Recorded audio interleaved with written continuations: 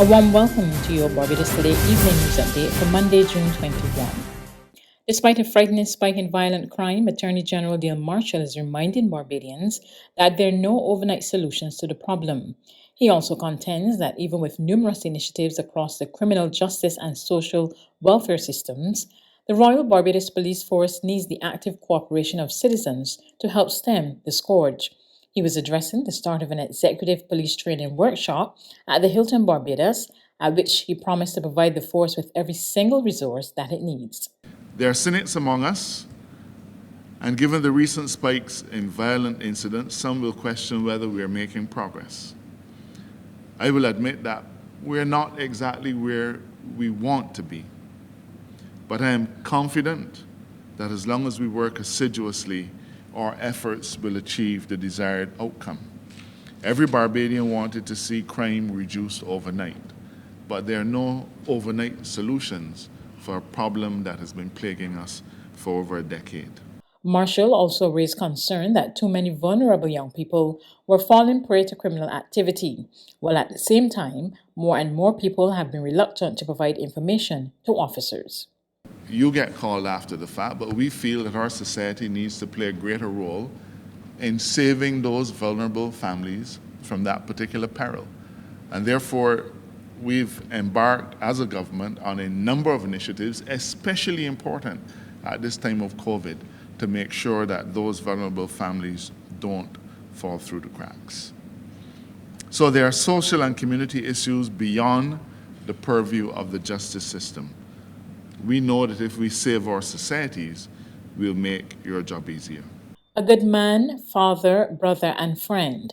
That's how family members of 52-year-old George Williams, the island's latest road fatality, described their loved one.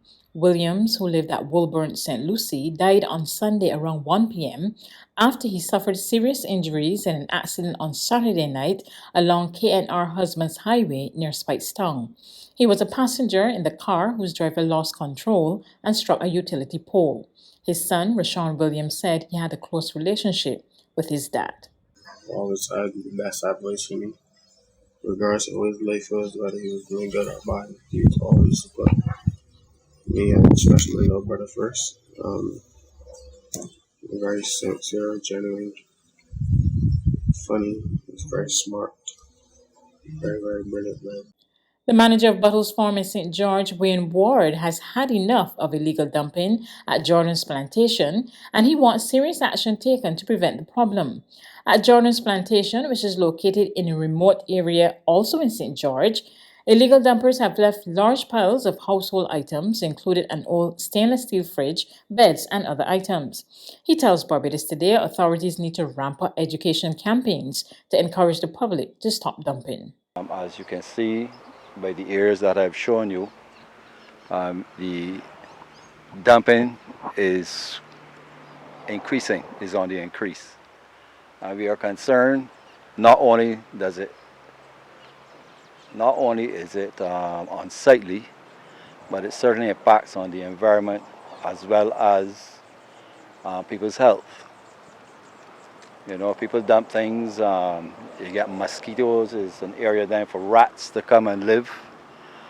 We don't know what else is being dumped in there, whether it's something that will leach into our water resource.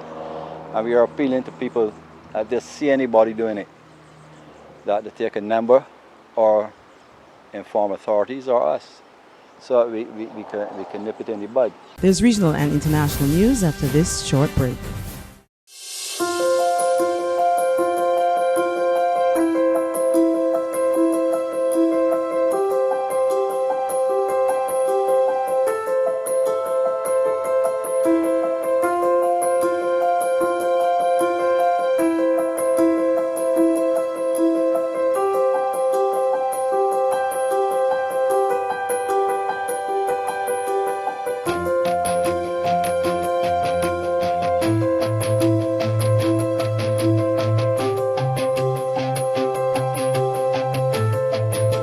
Barbados Today, news you can trust.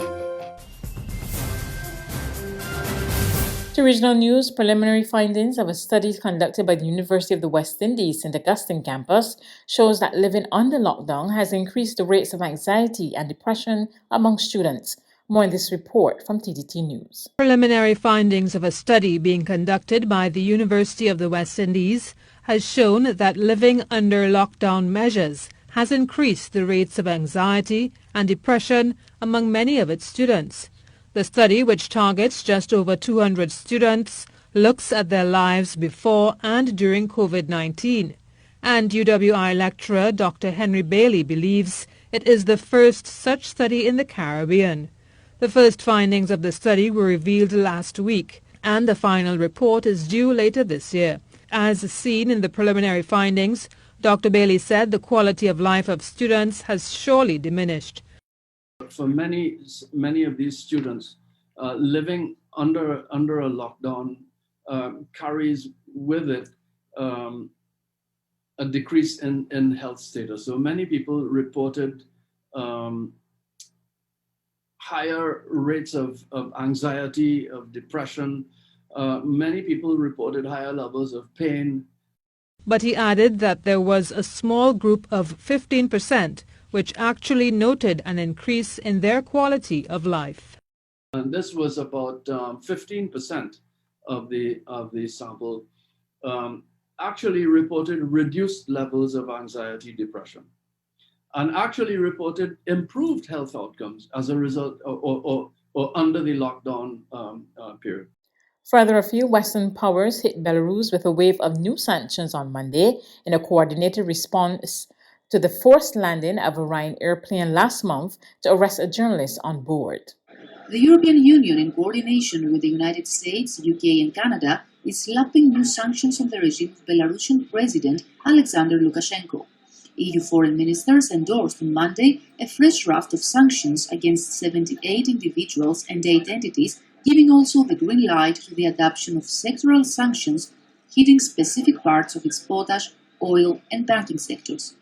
The bloc's foreign policy chief, Josep Borrell, is not excluding a fifth round of sanctions and also admits that everybody in Belarus will be affected by them, but there is no other way. The economic sanctions, when they will be taken, they will influence their behavior because they will create damage to the economics of the country. Certainly, there is not a magic one, but this is the tool we have. The measures come in response to the forced and unlawful landing of a Ryanair flight that resulted in the arrest of journalist Roman Protasevich and his girlfriend Sofia Sapega. The flight was going from Athens to Vilnius, and Greece's foreign minister Nikos Dendias says that Athens is examining the option of a criminal prosecution. That's news, but for the very latest, visit our website at www.barbadostoday.bb. You can also subscribe to our e-paper, email updates, or like us on Facebook, and sign up for our breaking news alerts via WhatsApp. We're also on Izumi Media and bus terminals, as well as screenplay at supermarkets and gas stations near you. You can also hear us on Mix 96.9 FM and Capital Media HD 99.3 FM.